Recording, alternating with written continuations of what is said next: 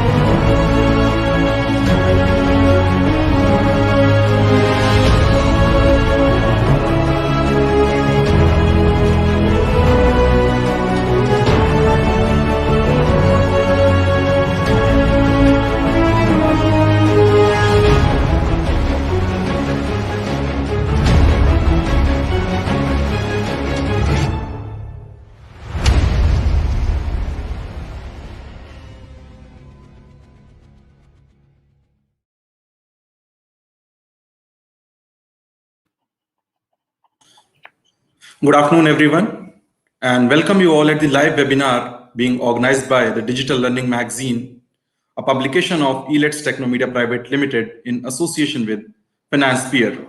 FinancePeer is an organization, is a platform that helps parents and students pay their fees in easy installments, in zero cost and zero interest EMIs. Today, we are going to discuss about how fintech is shaping the future of education, and we have a very eminent set of panelists for this discussion today. I welcome you all. We have with us Dr. Amrita Vora. She is Director Education, GEMS India, and Executive Principal, GEMS International School, Gurgaon. Welcome, ma'am. We have with us Ms. Devika Chatterjee. She is Director Principal, JBCN International School, Borivali, Mumbai. Welcome, ma'am. We also have with us Ms. Mamta Sabarwal, Head Mistress, Darshan Academy, Delhi. Welcome, ma'am. We have Dr. Kavita Bajpayee, Co-founder and Director of the International School of Thrissur. Welcome, ma'am.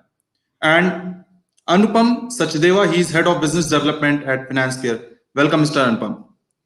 So as the topic suggests, we'll be discussing how fintech is shaping the future of education, how platforms like FinancePeer and others are providing alternative finance sources for students pursuing their education.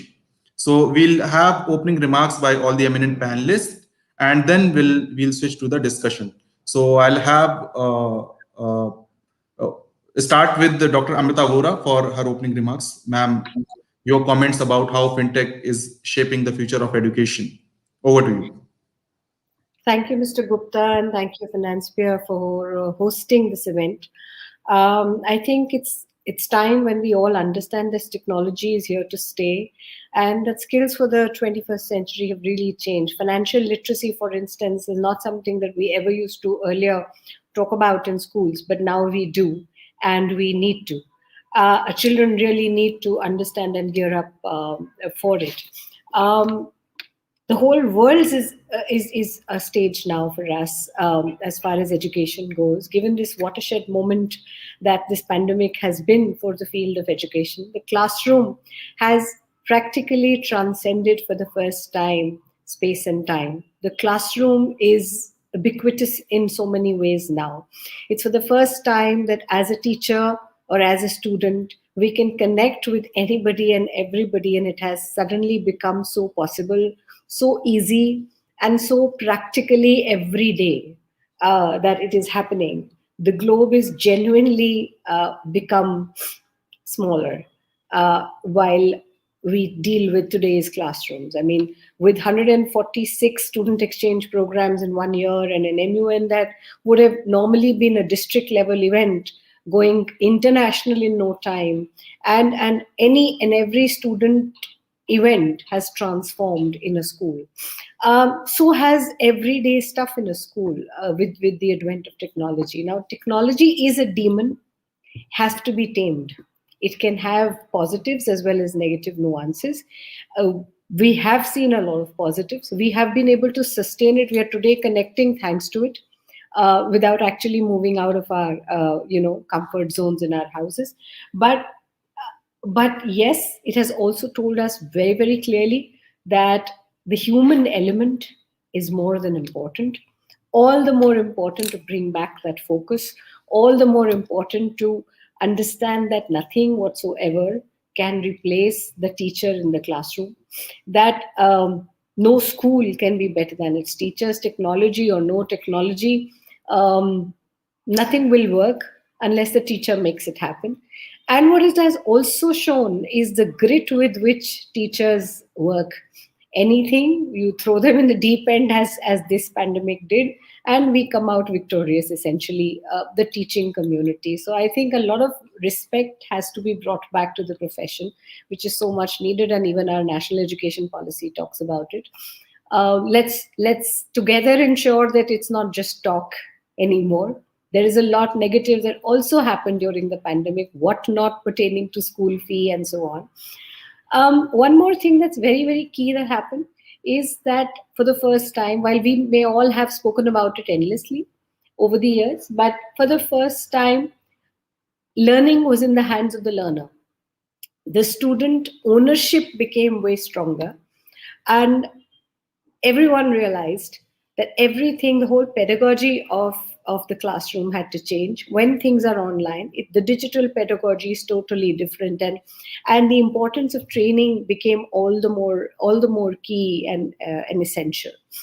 With learning in the hands of the learner, things are way more personalized.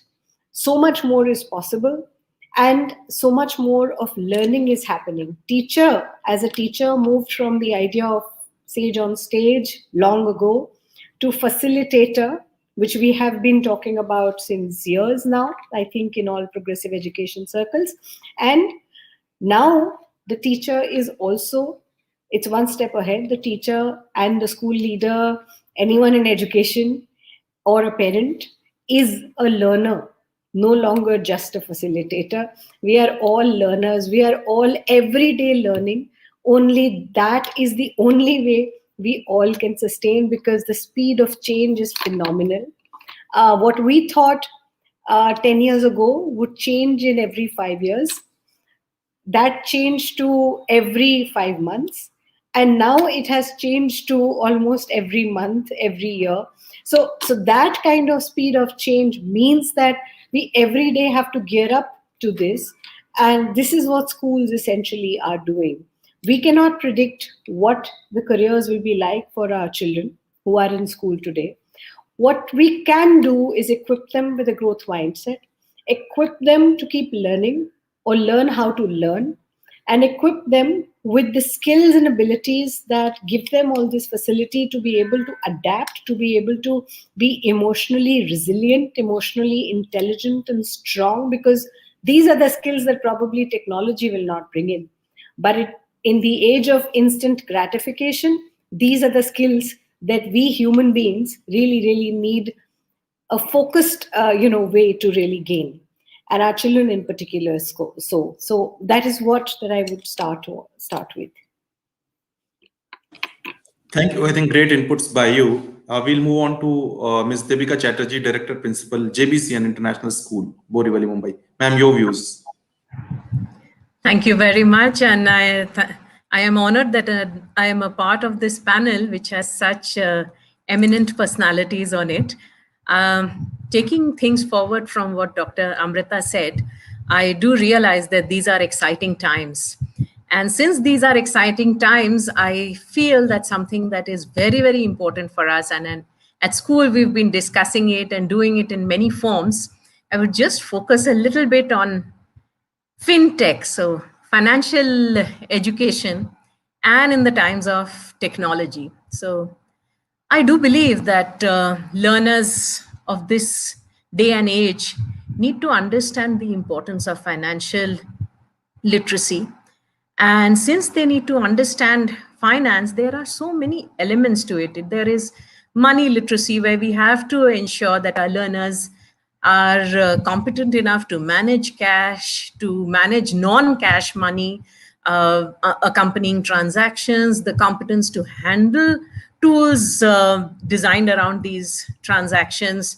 There is price literacy, which talks about competence necessary for understanding prices and methods by which they are determined. There is budget literacy, which is hugely important, and we started in our schools at a fairly young age. Budget literacy, which requires one to manage one's own budget, the ability to set financial goals, to decide on the allocation of these financial resources, the ability to manage budgets, work with revenues and expenditures. And these competencies go hand in hand with information literacy, the ability to find, use, and evaluate only the required and relevant information. There is numeric literacy, which they need, the ability to use mathematical tools to solve numerical tasks in financial decision making. They also have to be aware of legal literacy, because that's a big part of financial literacy. The orientation to legal systems, the conclusion of various contracts, the overview of rights and duties. There are so many different ways in which technology can help us with financial literacy for our children. There are so many different videos, where there are explainer videos which give you a great way to teach financial literacy in this day and age. They offer practical advice on all aspects of financial literacy, making financial decisions, saving, investing, bank accounts. There are budget simulations, and we use this all the time in our schools when it comes to learning, because even though we are in this digital world where the campus is missing and the physical presence of teachers and children is missing, it is still possible to simulate experiences. We can encourage our children to create budgets, stick to those budgets. There are so many apps online that can assist them to help design a child-friendly budget. There is so much of game-based learning that's possible. There are so many sites which provide practical money skills to learners these days, which are essential for personal finance there. And of course, there are so many apps which help us to decide how we can take this financial literacy forward as we progress from the primary to the secondary to the higher secondary years. It has become imperative for all of us to develop skills of our educators to ensure that professional standards for learning, or professional learning for the highest standards of delivery are possible on the online model. Financial literacy is a huge way of ensuring not just the stability of an individual's future, since we are training our children for life now, it ensures that our communities thrive together, and ultimately it will be very, very important for the growth of the nation as a whole. And that's what I think, that financial literacy in this day of technology is very exciting for the future of education. Thank you very much. Thank you. Thank you, Ms. Chatterjee. I'll take quick inputs by Ms. Mamta Sabarwal, Headmistress of Darshan Academy, Delhi. Over to you, ma'am.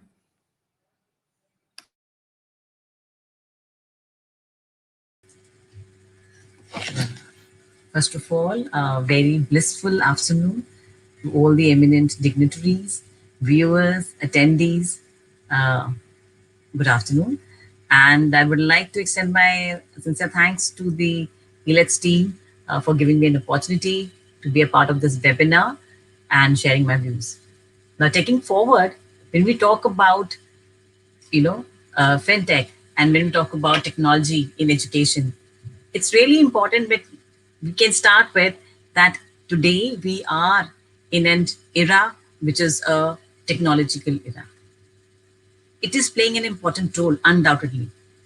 And then today, if we are not adapting, we have to adapt all the technologies, we have to have new trends. And this is what all the education, all the institutions, they have done it.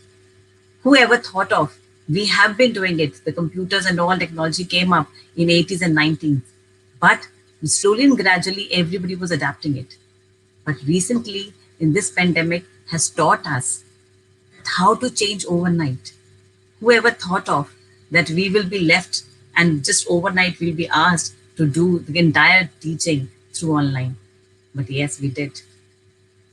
We all were being left in the pool of technology wherein we were not only asked to survive, but just to swim, and that too effectively, because we had to connect to our children. We had to keep the wheel of education rolling. So that is what we say, that technology has actually, undoubtedly it's a weapon, but at the same time that it gives you skills which helps you out, the teachers also, to impart education properly. When we talk about technology today, as I said, the teachers are empowered, but the teachers also have to learn when they are coming up with Zoom. Zoom ne kya kiya? Dhoom. Why? Because it was all together that they had to see that how we are taking this technology, how we are using it to empower our children. Today's children are the natives. They know much more, and that what the teachers are aware of. So that is what happened. All of a sudden, when the change was taking place, at that point of time, the teachers, parents, everybody became the learners. But most importantly, if you see the whole year has passed, when this physical connect was missing, there's something which was missing, and that was holistic education. Technology is no doubt is taking us ahead, because today's life is nothing without technology. The one who is not moving or keeping a pace with technology cannot grow, but we cannot hide away, we cannot get away with the idea of holistic education. During this pandemic, when kids were actually been taking the classes, or maybe just, it's not only the classes, it is that everything has come so close, be it having the classes from the universities, enrolling courses, webinars like this. Technology, the education is available. The only thing is that one has to make connect. One has to help children to adapt to it, because too many things can also prove to be disastrous. And unless and until the teachers create that bond, unless and until the teachers have their presence, the human element is there, we cannot expect children to excel in the field. Yes, today, it's not only getting information, it's not only making our life easy, it's not only just doing, being entertainment. Every area, every sphere, you will find there is an existence of technology. You just name it.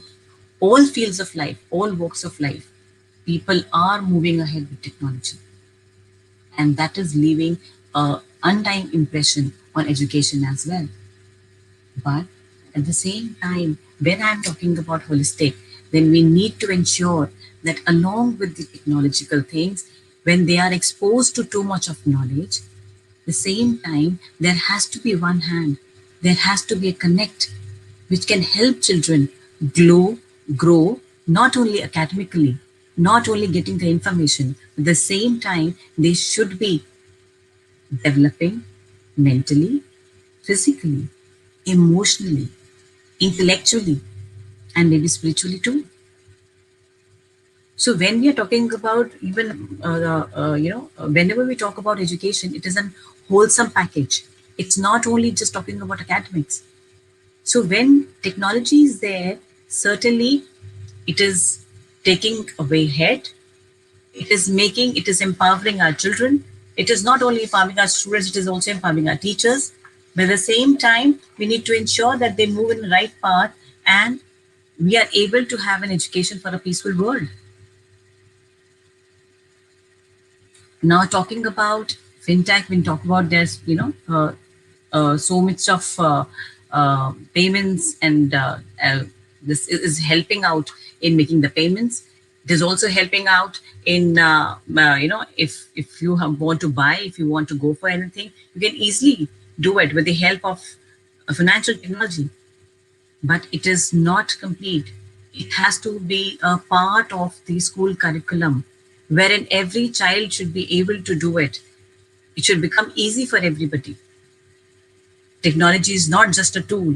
It is basically getting the kids working together, and then we are motivating them. And that motivating factor, that motivating force, that guiding force behind is a human element.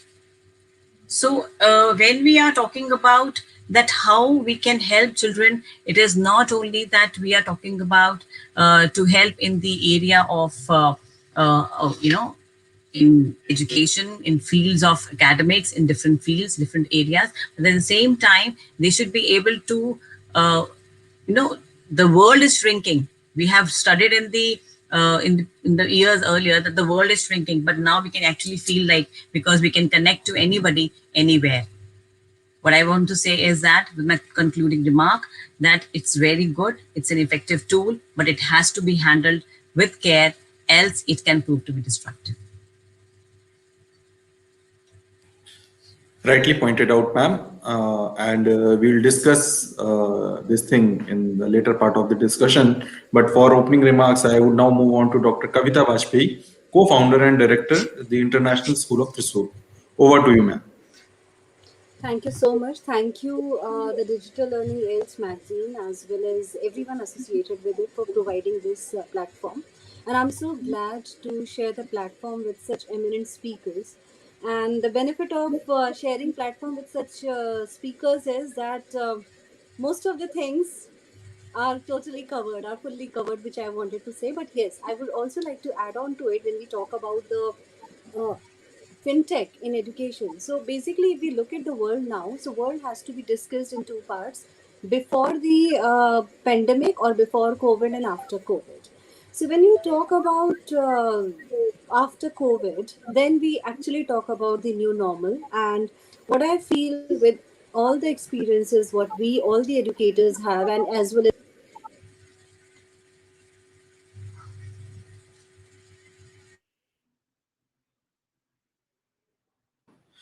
You are not audible, Dr. Kavita. Your voice has gone.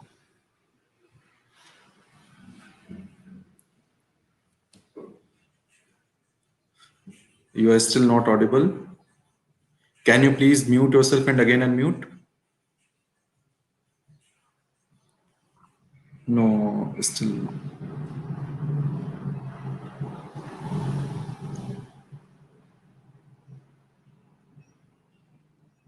No, we are not able to hear you.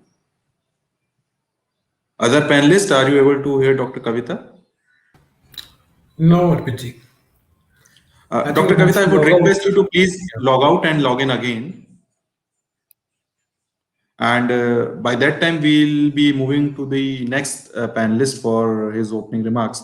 Mr. Anupam Sachdeva, Head of Business Development, Finance Peer. Over to you. Thank you, Arpiji. Thank you so much. And on behalf of Finance Peer team, I extend my warm regards and welcome to all the panelists present here. So actually, like ma'am was saying, that the best part about being with such eminent panelists is that all the thoughts are running through your head. They are actually speaking out for you. And Yes. So am I I would audible want now? to, yes, ma'am, you are audible. Yeah, lovely. Okay, so yeah, thank you so much, Mr. Anupam, for completing my statement, because whatever is running in the head, that has already been covered. So I'm so glad that I'm sitting with the like-minded people. But Yeah, yes, yes, I also have a few things to please. add on here, which I was talking about, that the world has to be considered in two parts now: post pandemic as well as before pandemic. So before pandemic, for technology, there has always been two wings. One is which were highly optimistic about the technology being used in a day to day life, where there was the another approach which was a pessimistic approach, where they were people were not really very overwhelmed with the idea that technology should take over. But I think post pandemic, the approach is from optimism and pessimism has moved to realism. And the reality is that technology is the present and technology is the future. So basically, it has to be a blended one, which has to go hand in hand.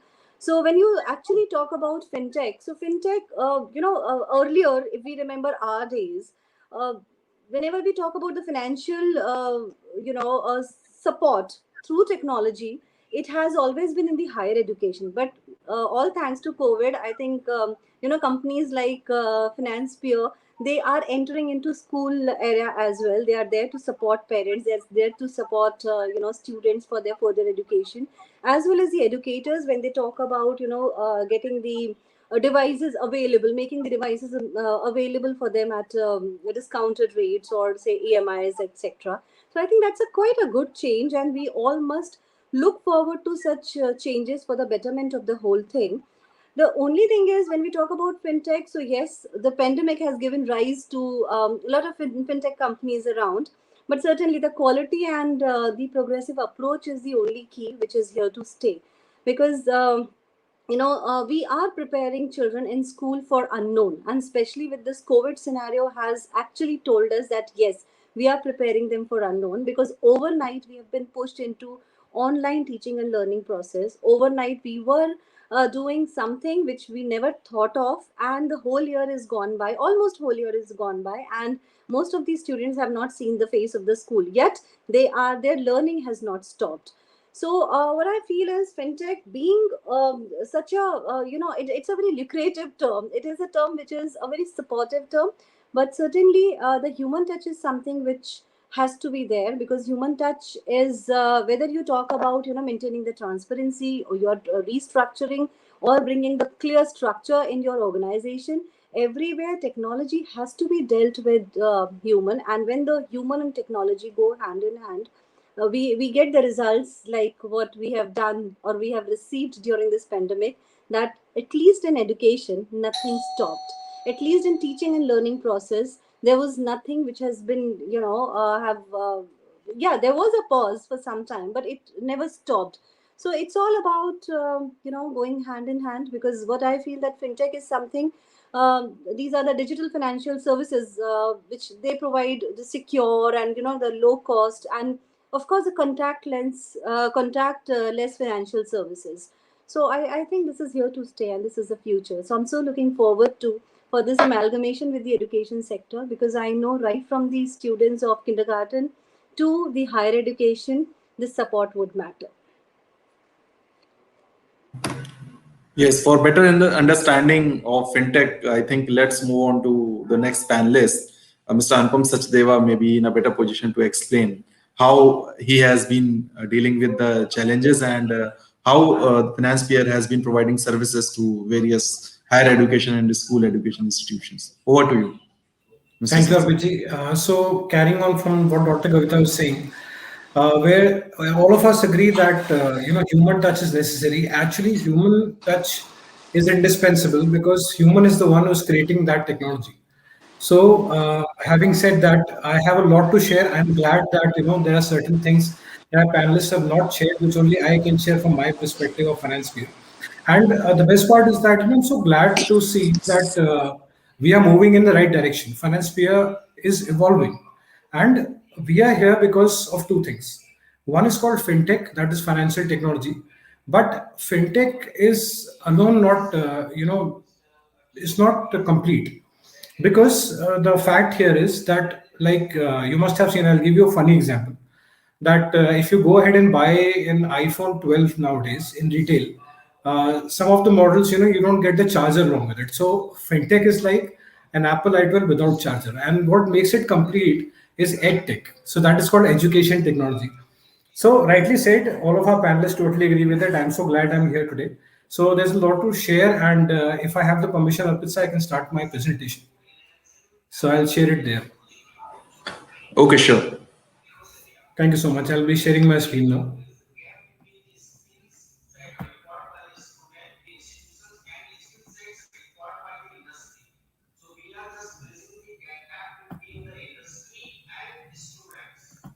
Yeah, so I hope everybody can see my screen.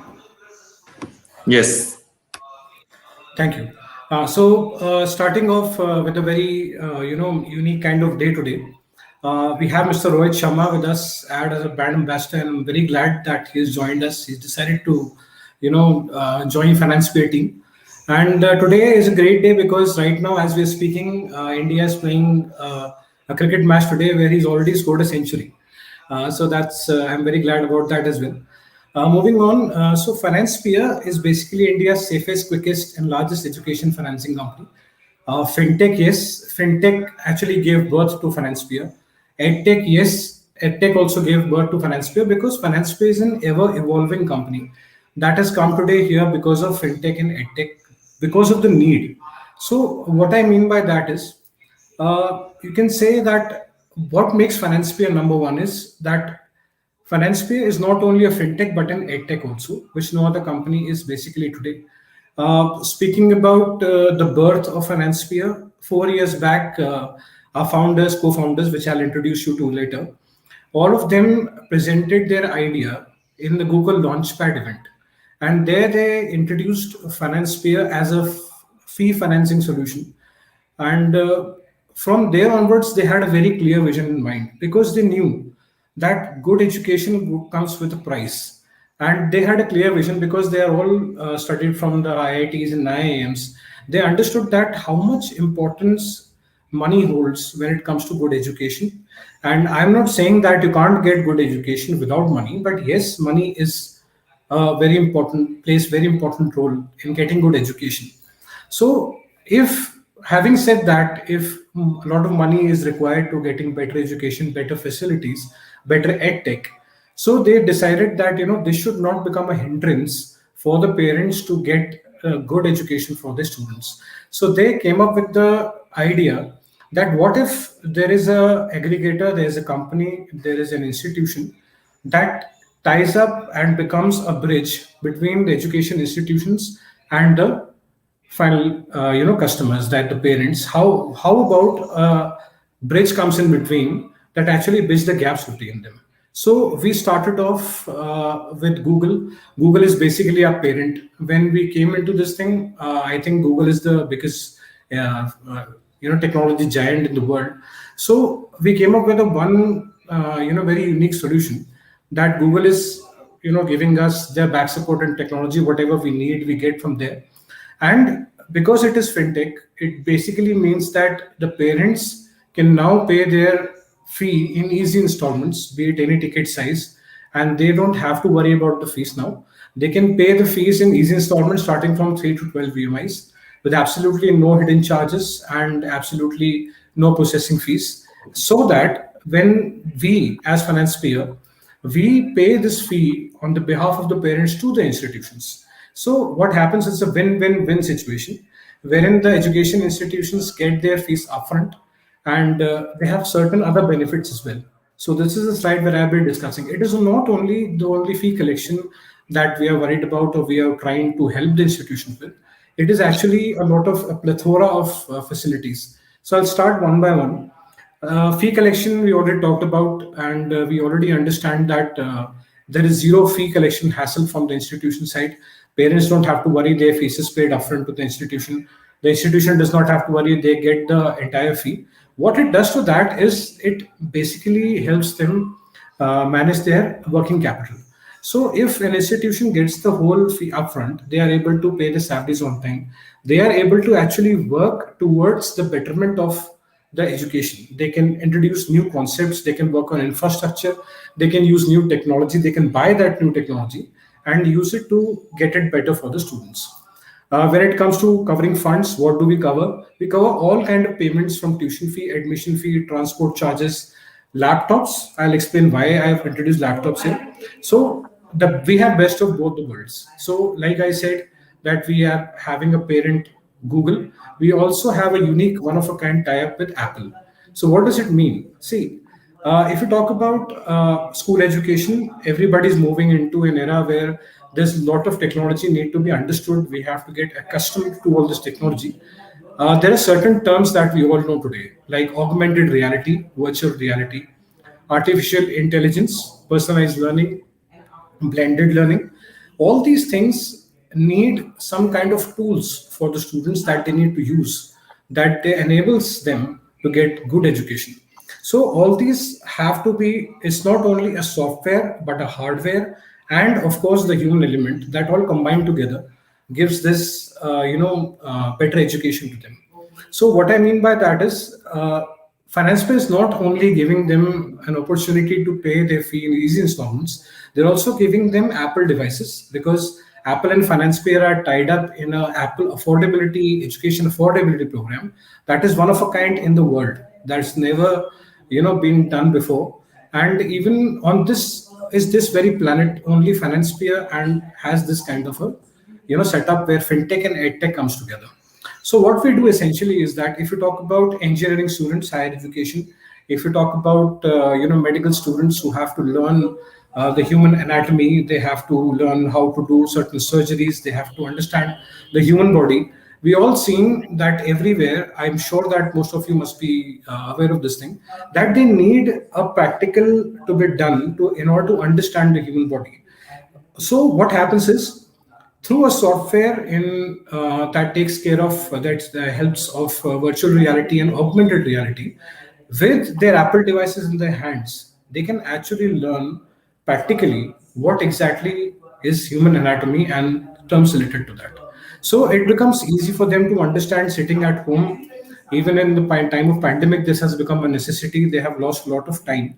So this ensures that wherever they are, they can sit and take a Apple device and they can study on that with the help of softwares. And the best part is Finance Fair is giving them opportunity to get that device, to own that device as low as 2,000 or 2,500 rupees a month.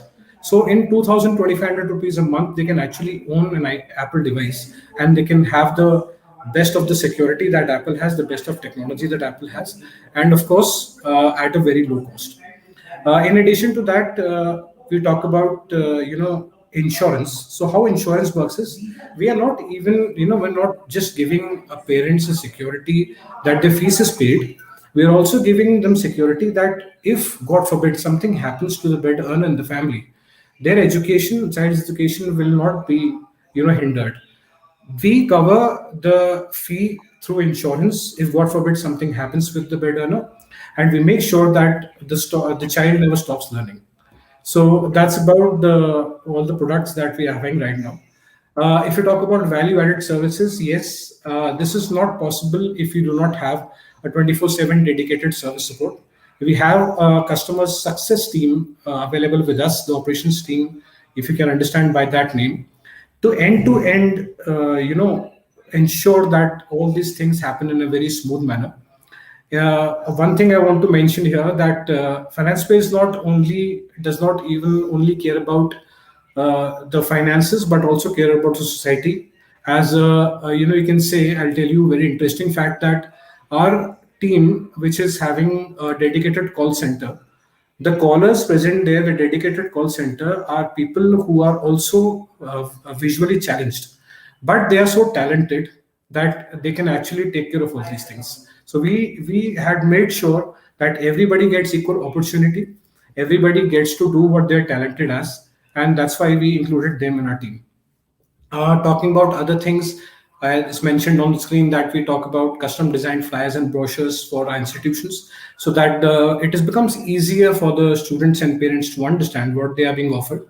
Then we have got a lot of PR activities going on, because we have a lot of tie-ups, and free workshops we also give because we have the tech giants with us. So wherever required for the students of higher education and the students of school education, we also give them good exposure with all the tech giants, and by conducting free workshops for them.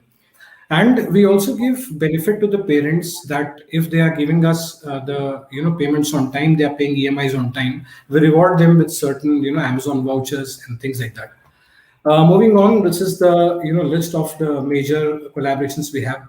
So FinancePay right now is sitting at 4,500 plus education institutions tie-ups. We have touch base 12 lakh plus students, and we have covered more than 60 cities as of today. And this does not stop here. You can see all the names here that we are tied up with. So it is basically, this thing that I want to tell you, that it does not end here. It just goes on and on, because as we are increasing the size of the bridge between the parents and the institutions, so that more and more people can be served, more and more people can be taking advantage of this. So last but not least, I have my co-founders here. Mr. Rohit Gajbia is the founder and CEO of FinancePeer. Mr. Navesh Reddy is the co-founder and COO. Mr. Devi Prasad Baral, the man behind the technology, is the co-founder of FinancePeer, and Mr. Sunit Gajbia is the co-founder and chief business officer. All of these people, they are having a good background of IITs and IIMs, and that is why they understand what it takes to get good education and what it takes for the parents to give good education to their children. So that's about it from my side. I'll stop sharing my screen now. Thank you, Mr. Sachdeva. By this presentation, we actually we understood the scope of fintech in the education sector. So I think let us have some questions also to the panelists. So I'll take some quick questions. So Dr. Amrita, so you see there are a lot of questions by the audience about the behavioral changes, about the online learning and in-class learning. So one question, very interesting question is there. Can online learning and in-class learning be choice in the future? Do you feel that a student can opt accordingly? What are your views? See, I feel, well, yes, there's a lot of discussion on this ongoing, but we have to get the best of both worlds. There are some positives of online learning that we have all understood over these last few years. I won't say only over the last year, but last few years, because blended learning has been there since a while, and people have talked about many schools were trying to integrate already. And I think that was a big reason why we were able to take this quick leap so soon. So yes, there are some positives. Data analysis is very key. It really helps. Personalization that happens in a lot of ways is very important again. Visual communication, not just communication, but visual communication is very important. A virtual collaboration, like we are talking right now in a virtual mode, that is a very, very important skill for the future. And all these things children need to adapt to, children need to learn while in school. Cross-cultural communication is something that we used to earlier teach in college, but today children are already gaining in school. All these things are very important and here to stay. Technology is also here to stay. It's only going to improve further in many, many ways. But what one has also to understand is that education is not about cut and dried information. Information is at the click of a button. That's not what we do at schools. Schools are about critical reflection. Schools are about the relationships that build up between teachers and students and parent communities. It is these relationships that strengthen what learning really is and help a child become a critical thinker, become a compassionate human being. That human being is more important, and how he or she thinks, the value system that this child grows up with, Those are very, very key skills. So there are certain things which are offline much better possible, and there are endless advantages of it, which we must use. Similarly, there are a lot of things online which are good and we must use. So what will prevail will be a hybrid model. Of course, people can choose. There are already a lot of online courses that people are choosing. And in certain scenarios where maybe you're already working and you want to add on a certain skill, you can go ahead for an online course. Could be a short-term thing. But school education is very different. It's not just those books and the content. It's a whole personality. It's a whole we build friendships in school.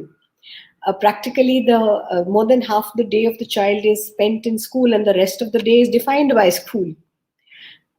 This year has meant that children are sitting at home, and they may be connecting with others online. At least that is possible. So thank God for it.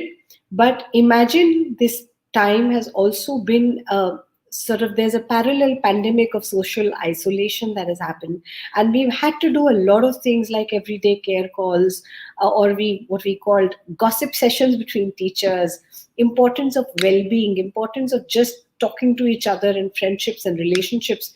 Those are very key, and a lot of all this social emotional development and well-being happens in school.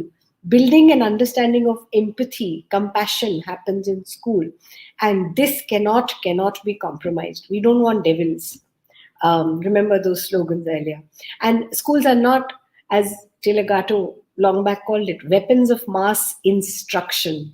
That's not what we mean by schools. Children cannot be looked at as a set of percentages. Children are children, they're human beings. And if we are thinking human beings, they need human environments, they need learning environments that foster development and growth. So therefore, it has to be hybrid. So we use the best of both worlds, not a cut and dried approach in any format. I think thanks to the technology that came after this pandemic situation, and now we are talking about hybrid education, the traditional method of teaching and online education, both. Ms. Chatterjee, next question by the audience is, will the 2021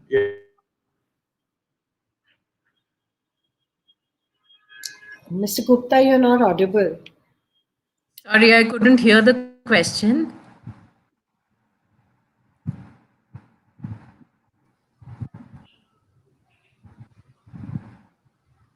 Can you repeat the question, please? Yeah. There is one question. The 2021 year brings more burden on the schools to bring the financial conditions in good state and significantly working on IT infrastructure and learning-based outcome. Yes, definitely. So we will have to get ready for the world that is coming ahead in the next decade or so. And there is a lot that the schools will have to think about. Our schools will have to develop skills of our educators, first of all. And I'm talking about all schools in the remotest parts of the country, because we cannot focus only on those learners who have access to digital media, who have access to the best technology available. I'm talking about the fact that we have to ensure that the staff and the students of all schools are sufficiently supported. They have appropriate knowledge and effective knowledge of how to use the digital technology that we have to move forward with. We have to improve access. We have to ensure that learners, including those with additional support needs, are able to access appropriate digital technology. We have to ensure that we provide a range of opportunities for learners to develop their skills based on the needs of the curriculum. We have to ensure that we identify opportunities for assessment, because that has been one of the biggest learnings, I think, of the year, that we started understanding the focus of assessment rather than just summative examinations. I think all schools and educationists who are here on the panel today will realize the first thing that we found was that it was easy to ensure that the children come to our digital school. And I am talking about our digital school because only the campus was missing. The teachers were there, ready to teach. They had equipped themselves with the tools that they needed. The learners were there. The parents were there to support us. The one thing I think all of us across countries failed was to provide the traditional examination systems online. And I think that was the greatest thing that the pandemic showed us, that assessment needs to be focused on the learning of individual students. And we don't really need an examination which will tell us how to compare the marks of the toppers with the ones who came second or third. That was a great learning across boards, across countries. We will have to improve ourselves, and that is the purpose of all education, and I think all human growth, that we have to be better tomorrow than what we were yesterday and what we are today. And if we have to prepare for the world, we have to pull up our socks. We have to ensure that no one, just because they have a difficulty in learning, it doesn't mean that we cannot accommodate them on the digital platform. We have to ensure that we keep our focus on the right things. Technology, like a lot of the panelists said, is a double-edged sword.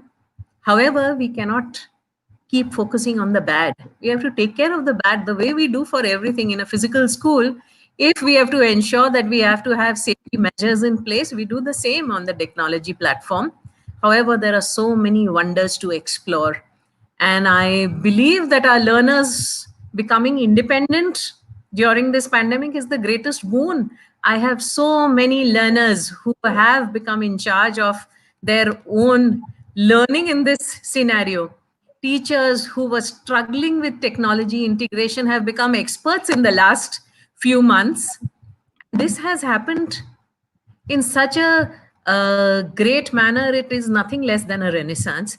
And I feel moving forward, we will see all the learning that we have had this year coming out into our classrooms if needed, on the digital platform if needed. I think we are ready for the future. And I think this is the greatest thing that has happened across all sectors, not only in education. But if we look at healthcare, we look at the banking and finance system or the governance system. So overall, technology has Absolutely. In our school management, I'm sorry, I'm interrupting. In our school management, till last year, we used to struggle with something very, very basic. Mumbai is a city that is clogged with traffic. When we had to meet our parents, we had to plan and plan and plan about cars coming in and parking and all. I think none of us will ever want to go back to that. Our parent interactions have become so much more pleasant.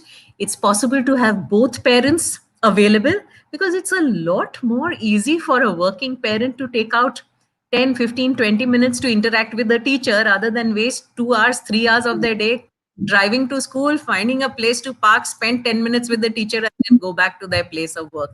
It is something very basic, but I think it has changed the way we interact with parents. It has become so much more pleasant and focused because we can now talk about the things that are really important. I'll just add to that. It's, a similar Yes, please. story. And also, with all the pollution holidays, or it is too hot, therefore extended holidays. It is too cold, therefore extended holidays. Now we know what to do. Now school won't suffer. My school was always like, okay, whatever political mess, let's continue. Now we know how to. Yes. In fact, So, there are teachers who are so grateful for the digital world because now they don't have to miss the whole day of school, and there are those.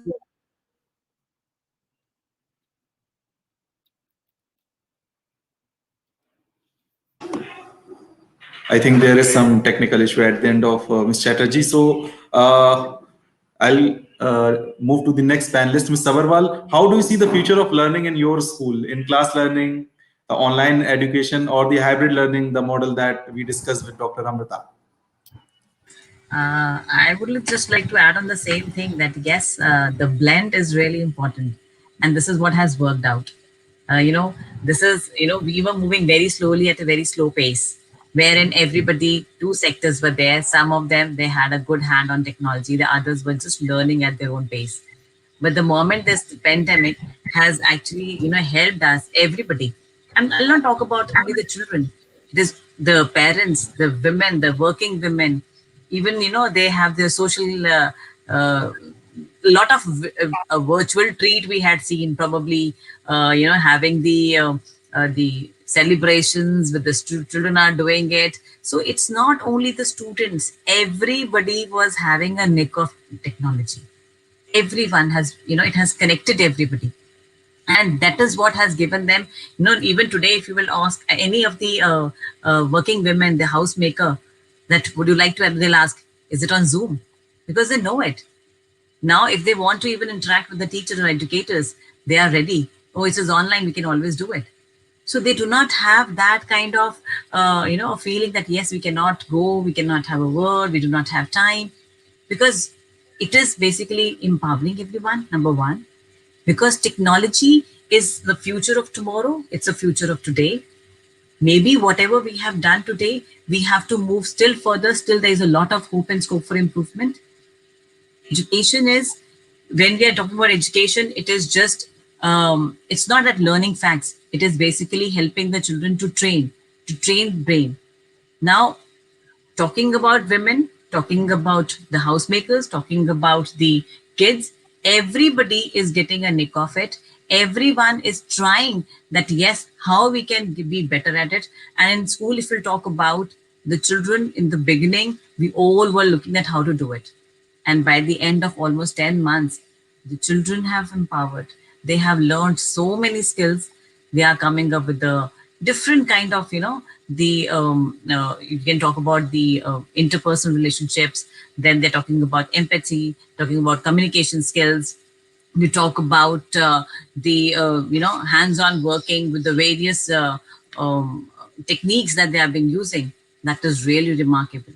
And then how they are doing it. For example, I just would like to quote an example. We had done the virtual, for so small kids, the Teachers' Days, the Children's Day, then all kind of things, coming up with the role plays, coming up with the social issues, wherein they are talking about they have creating themselves the forms, Google forms, they are doing the pledge, and they're sharing with people across. That is how the trend is moving. That is how we are trying to blend. We are trying to give them knowledge. Ma'am has correctly said that knowledge is available. The only thing is that we have to training the mind, in instilling with them the ethical values, and empowering them with the various skills. That is really important, and this is what we are doing in our school. Today, the children are coming, but the children, those who are at home, they are much more, capable of handling technology and the various things, the various, what you can say, whatever is available on technology, all those sites and everything. They are much more capable of handling all those things. And this is what they are learning, and this is the future of tomorrow. So I think we are doing well. Everybody, overnight, we all changed it, and today we all are in a different scenario, and we'll keep working, because there's always a hope and scope for improvement, and things cannot be stopped, and learning has to go on, and this is what it will go on. And that's this amalgamation of offline and online, I think, will go on and will help everyone to grow.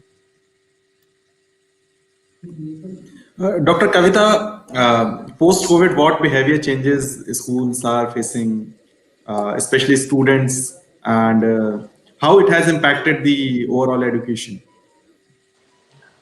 Okay, so the thing is, especially if I have, am I audible? First of all, I think this should be the question Yes. first. Yeah. You are audible. Okay, thank you. Yeah, so when we talk about the behavioral changes, and if I have to in particular talk about my area where my school is situated, that is in the state of Kerala, so schools have yet to open. But yes, there has been a lot of behavioral changes, which not only in particular for our school, in general, if I have to say, yes, we all of us have seen, because this pandemic has hit in one or the other way all the strata of society. So what happened is sometimes even the pressure which is rising amongst the parents, sometimes um, uh, some financial losses or some other the movement or migration from one place to another. There have been many factors which have been somewhere affecting the children, because whole day the whole family has been together. So yes, there are certain changes where the school have to work. Schools have to work on the mental well-being of the children. First of all, the behavioral aspect also has to be taken care. And why only for the children? I think as a whole, as an organization, as a wholesome package, it has to be developed, which is not only for the children but for the educators, for the peer group, for the parents. So I think behavior, what you can say is the mental well-being is going to be one challenge which certainly schools are going to face when everything will be back in action. And yes, because of this hybrid way of learning, these mental challenges and mental well-being can also be taken care, because sometimes even if we feel to get connected with the parents, so not necessarily we have to call them to the school, we can certainly connect them, and whenever it is required, at that very moment itself. So I think when we say about a child's growth, the parent as well as the school, they both are the equal stakeholders. So this is the time, using this hybrid learning model or the kind of paradigm shift what we all have seen and have been going through, I think this is the time to join hands and work towards the children. So whether it is a behavioral issues, these are mental well-being issues, or the 21st century skills, or whatever you say, or as I said in the beginning, also preparing them for unknown, because we were never aware of that pandemic is going to be faced by us. So I think every day is a new day, and we have to prepare our children for the future, when they have to not only be a critical thinker, but they also have to work as a problem solver. So of course, when we talk about the holistic education, so the mental well-being as well as the behavioral aspect, both are going to play a major role in that. And I also want to add on to, which is certainly a little away from your question, what you have asked, because we are talking a lot about the technology. So what I feel, there is a strong need of, the training in all aspect, when we talk about how to use the technology skillfully as well as how to use the technology well. But we also have to work upon a training part where we have to see how to use the technology, where we can actually take care of the e-waste as well, because coming in the technology everywhere, e-waste is another issue which the schools are going to deal with. And if we start all these things from the grassroots level, from the children, from their level itself, I'm sure we are going to bring in this as well as one of the most important component when we talk about preparing these students for 21st century. So as a whole package, we have to work on the children once they are back in school. I would just like to Very, add very well. something, please. Yeah, yes, please. Since it was about behavioral changes and patterns that we have noticed, I have found that the pandemic has done two big things for us. It has brought families together. It has brought families closer, because perforce we ended up spending a lot of time with our children across grades. We find that there is a lot more family time that parents could give to the learners. They had to in the first place, but then it helped them to strengthen the bonds. It also helped us as a school to realize that since all the learning was happening online, we had to focus on the fun which was offline. So our teams actually came up with suggestions for families on how to spend offline time and have fun offline during pandemic. And it has made a great difference to our learners, because earlier they used to have fun online and study in school. Since the school started online, all the fun had to be designed, and it could be some simple old-fashioned games or some activities which we designed, and that brought the whole family focus back to bonding. Another thing that I noticed is that as we face these difficult times, everybody, including the youngest children, became more compassionate, because they were hearing news, they were talking about people who were suffering in not just their country or in their neighborhood. They were constantly exposed to the fact there were many people who were suffering because of this pandemic. they have become definitely more compassionate, definitely more reflective, more appreciative of what they have, grateful for simple things in life like health and well-being. So I think these are the two great learnings from the pandemic. Thank you. You're absolutely right, Miss Chatterjee. But the thing is, that is the only positive side. There are a lot of negative sides also of it, which children have been going through, and UN report says so. So majority Absolutely. of the children had to undergo a lot of pressure, because what the kind of families you're talking about, that could be the urban families. Let us talk about tier 3 cities. Let us talk about micro interiors.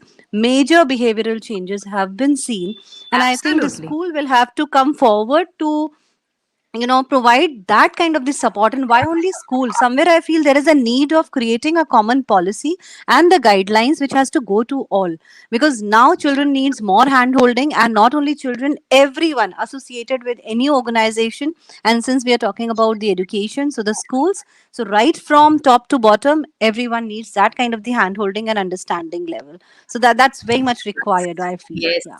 yes, you're right. Yes. So we are almost at the end of the discussion. So I'll take quick inputs by our corporate speaker, Mr. Sachdeva, and then I'll have a 1 minute quick closing remark by all of you. So, Mr. Sachdeva, we discussed a lot about the online education, traditional education, hybrid education, and role of fintech. So, how India can become a leader in the fintech segment with the advent of these technologies after a pandemic situation? Over to you. Yes, it's actually what Dr. Kavita was talking about, that we need to talk about the interiors, the micro and everything, all those things. And if you talk about the budget for this year allocated for the education, they have been saying that they are going to, they are doing a transformation in more than 15,000 schools, strengthen them. And if you heard about Eklavya model, where 750 schools will be opened with the Eklavya model, where these scheduled tribe students will be given residential opportunities, study and grow better and have better opportunities. Apart from that, there will be 100 more scenic schools which will be established in India with the help of NGOs and private schools and everything. So what Dr. Kavita said, it is being taken care of right now. And I'm glad this question came up, because if you talk about fintech, yes, we cannot expect that all these things will be covered by fintech, but yes, schooling, higher education, and all these things, we are moving very fast. We are having great technology now, and fintech and edtech together are actually making India, leads in financial this thing on learning.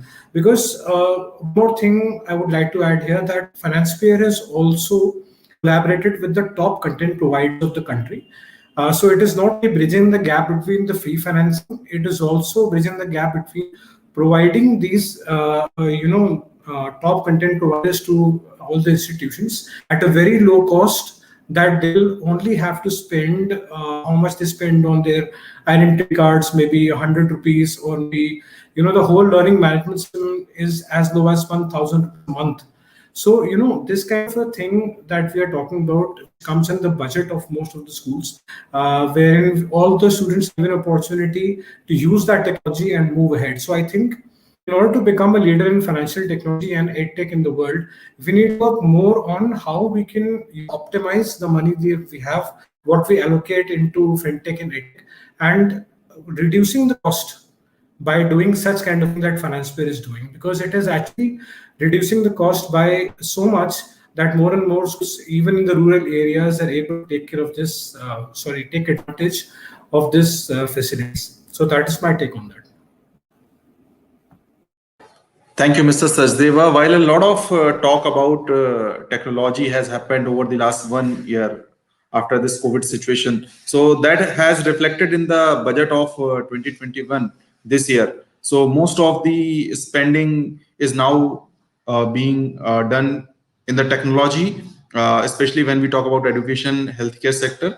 Other than these two sectors, a lot of investment is also being done to bring in new technology to reduce the time, energy, and resources. So we'll have closing remarks by all of you as we are discussing about the topic today.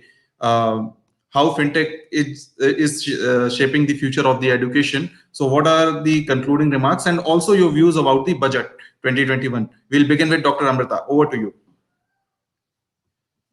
Thank you, Mr. Gupta. Well, the NEP is here. And while the NEP is like music to my ears, the devil is in the detail. And the allocation has just been 6% earlier. We in India really need much more focus on education as far as the budget goes.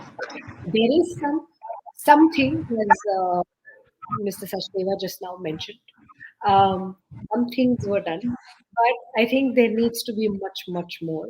Schools have really, really suffered during this pandemic as far as economic goes, right? Because of all the fee challenges and all the other issues that we all have known, not everybody was well prepared for this digital. And we in our country are in a scenario. We moved from roti kapda or makan to roti kapda makan or internet. That needs to be, but we still have a very, very strong digital divide. And for realizing the dreams that the National Education Policy 2020 has put forth, which is also the agenda for CBSE, for our government, for all the other education bodies, for NCRT, and we're all working so closely to make it happen. Private sector education has to not be forgotten, and I think it needs to be supported. So also, and the private public partnerships need to be strengthened in many, many ways. Encouragement towards will need to be built in. So I think that really needs to be added on. And I think overall in the country, technology, of course, is here to stay. It's a demon that we have to tame rather than be tamed by it. And we will. We did as needed during the pandemic, and everybody is adapting, and we will. What we really need to remember and bring back in our culture in India in particular is that respect for the Guru that we always had, but we somehow lost somewhere on the way. We need to bring that back. So that comes back, the rest will fall in place. Thank you. Thank you, Dr. Amrita. Ms. Chatterjee, over to you. I just wanted to say that I do agree that NEP has come at the right time and prioritize the right things in education. As far as the budget is concerned, I think the focus of the budget, the spendings, if I may say so, has to be on, of course, expenditure on digitalization, focusing on higher education, cutting the gender divide, social and economic divide, focusing on STEM education, bridging the digital divide between the tier 1, tier 2, and tier 3 cities through mass scale implementation of technology. The one good thing that technology does to us is that it allows us to reach masses. And if there is proper prioritization, I think it is still possible to hope that we will be able to focus on everything that the NEP wants. It is a wonderful, beautifully conceptualized document. The implementation really is the key. And if we can focus on that, I think there are good things that we can hope for. Thank you. Thank you. Ms. Savarwal. Yes, I would agree to it that the NEP which has come, it certainly is a way which will lead the children of today to have a better future tomorrow. But when we talk about budget, certainly we would say that there should be a little more, because when we talk about education, it should not be only restricted to the children of the public schools and all, whereas there has to be an upliftment of all the weaker section as well. So that in that scenario, the work has to be done where there is a complete upliftment of the entire society, wherein the children from the weaker section should be given enough so as to cope up and so as to be at par with the children with the public schools. And they should also be able to have that digital literacy, because we know the things have not happened very fruitfully in the government schools in terms of digital literacy. But this should not happen we should take them along. We should provide them the required things so that they should also become technologically strong, and they should also be able to take the advantages which is being which are being coming in way through the various institutions, and they should also be able to succeed in life. So I think that is what we should be doing it. No doubt that NEP has come up with the excellent procedure, and they had largely talked about all-inclusive program they have come up with. But certainly, its implementation actually will work out, and it will certainly will take us show us a better future with that inclusion program as well. Thank you. Thank you. Thank you. Dr. Kavita.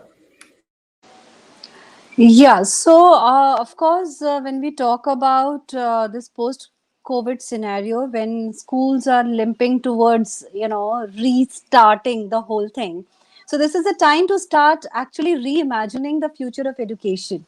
Because in the digital era, schools need to expand their understanding of what it means to be literate, as per the needs of 21st century. And it's not about replacing the traditional learning methodology, but how to complement it. So this is, I think, NEP also covers a major aspect of it. And of course, with the kind of ongoing scenario, it has given a lot of learning to each one of us. So we know from where to start, what to do, and what all improvisation can be brought in. So for the budgets for 2021 are concerned, if you talk about healthcare, the budgets were doubled than last year. But if you talk about education, if I have to see the proposery, the kind of the proposals have come up, so it shows somewhere 6% cut in the education side. So somewhere I think we have a long way to go, because if healthcare is important, education is equally important, because that is a base of everything. That is a base of society. So somewhere I strongly feel that education, particularly as a segment, needs a lot of support when it comes to budget, it comes to government supporting through various policies, because education is one area which deals with right from underprivileged to the niche crowd, or niche the community of the society. So right from classes to masses, if we have to deal with certain thing, and that becomes a base of the future, then it has to be dealt even more carefully. So budget, certainly, in my personal opinion, a long way to go. There should have been a lot which is totally missing. Unfortunately, it's missing. Healthcare, as I said, yes, it's quite relieving. I mean, that's a big relief. But education also needs that kind of this, complement, that kind of this support. Thank you. Thank you. Mr. Anupam. Yeah, so if we talk about the budget here, I think in the previous year, I think 99,000 crores were allocated to the education, this thing. And due to actually why the reason why there was a dip in the budget that was allocated to this year, it was because of the reason that all the schools were shut down and all these things happened in the pandemic. I am sure that the government is going to make revision to it, because during the pandemic, it was reduced to 85,000 crores. Then again, now it has been brought up to 93,000 crores. So I think there will be the government understands this, all the people in the ministry, they understand all these things, and eventually they are going to revise this thing. They are going to look into it. And as far as the NEP, because they have got a 5+3+3+4 model now, they are going to make certain changes in the whole year. So if you talk about healthcare and everything, they have been allotted a lot of budget, because that is a one-time thing that they need to do. But in education, because it is evolving and because pandemic had hit, they are going to definitely make some revisions, and I'm very optimistic that our country understands. No, Anupam ji, I'm sorry, I'm cutting you in between. It's not about being optimistic or pessimistic. It's about being realistic. The reason being, of course, let us not talk about government, because then pro and cons, and as well as for and against will start. My only thing is, teachers have suffered pay cuts. Teachers had to invest into various devices, right? And the role of the teacher, which was limited to the school hours, have turned to 24/7. That's what my this thing. And if for that revision is required, then why it has not been done before? Why do we need to revise that too in education? That's a backbone of any system, any country, isn't it? So, of course, if it is happening, all the more welcome. So, it is nothing against the government or for the government. It's about the mindset. I mean, still, if education has been taken as a secondary stream or something which comes later after so many other so-called important things of the society, then probably if this mindset continues to be like this, we will keep suffering as the educationists, and the people representing education, educational societies. So that's what my point was. So that's why it is disappointing. Sorry, I I stopped totally you in between. understand now. No, ma'am, I totally understand that, and trust me, I am also from a teaching background. In my initial years, I was also in the teaching line itself, and I understand the kind of pain that the teachers had to go through. But yes, I'm just being optimistic here because of the reason that it is just my view on this. I am being optimistic on the fact that I trust my country. I trust the politicians. I trust everybody that we as a whole, we always are going to to become the leaders in the market.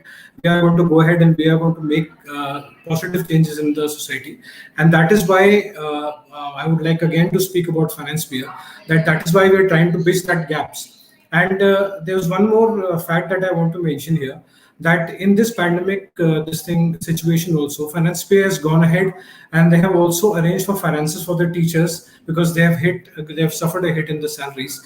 We have also offered a lot of institutions for the teachers that this kind of finance can also be available for the teachers so that they can take care of their families and they don't have to worry about the salary cuts. So that is something that we have also done, and I'm very optimistic about this, that we are going to evolve and we are going to keep supporting the system in the future as well. So thank you so much. Thank you. So I'm coming to the conclusion. So technology is the future, and second point, more spending on the education sector is required, as most of the panelists said, and they are optimistic that government will really relook into the budget provisions. But one thing that has come to the four, that digital literacy is also required. While we are training the students, we are training the teachers and teaching staff, the entire ecosystem has to be trained well to adapt to the new normal. And as far as the provisions of NEP are concerned, so it will be really good to see implementing all the provisions of NEP, and future of the education will be actually reimagined now. So with this, I would like to thank all the panelists, eminent panelists of this session, Dr. Amrita Vora, Director Education, GEMS India, and Executive Principal of GEMS International School. Thank you, ma'am, for joining us. Ms. Devika Chatterjee, Director Principal, JBCN International School, Borivali, Mumbai. Thank you, ma'am. Ms. Mamta Sabarwal, Headmistress, Darshan Academy, Delhi. Thank you for joining us. Dr. Kavita Bajpayee, Co-founder and the Director of the International School of Thrissur. Thank you for joining us. And Mr. Anupam Sachdeva, Head of Business Development, Finance Sphere. Thank you, all of you. Thank you for your precious time for this panel discussion today on the how Fintech is shaping the future of the education. Namaskar. Thank you. Thank you. And Thank you. to all. Thank you so much. Thank you to all panelists. Pleasure. It was lovely being a part of this discussion. Thank you so Thank much. you. Let's hope we can meet in the real world soon. At least Mumbai people can certainly meet. Yes. Thank you. Yeah, we'll certainly look forward to see you all in person too. Thank you. Thank you so much. Thank you. Thank you. Thank you. Namaskar. Bye.